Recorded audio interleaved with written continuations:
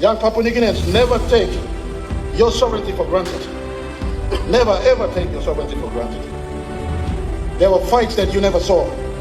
There were tears that you never saw. There were moments of struggle that you were not part of. The construct of this country were made by great men who saw 50 years later that we must be united as we are today. So ladies and gentlemen, this was our Prime Minister at the opening ceremony of the 50th Independence Anniversary Golden Jubilee celebration back in February, emphasizing and lecturing young people to not take their sovereignty for granted. Young Papua New Guineans, never take your sovereignty for granted.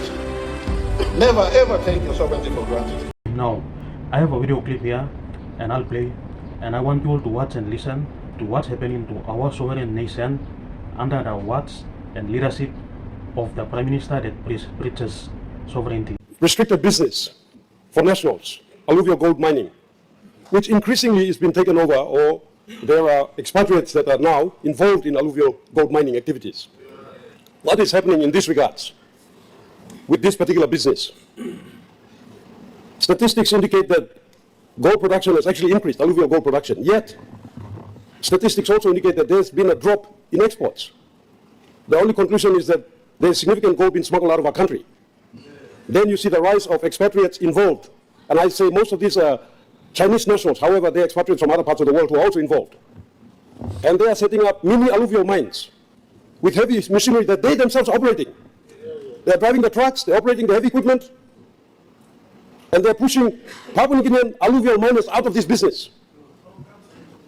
Many of these foreigners are coming in to engage in businesses that have nothing to do with alluvial mining, retail, wholesale, for instance. Then they're foraying into this business.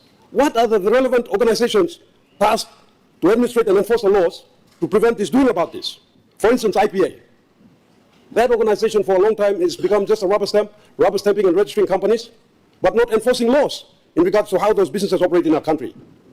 Labor is the other organization.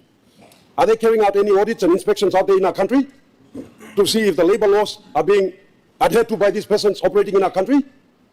And immigration. I must say, though, that immigration has done a far better job than the other counterparts, but there's still a lot yet to be done.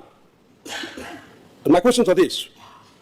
Is the government aware of what's happening in this particular sector, the alluvial mining sector? What is it doing about it?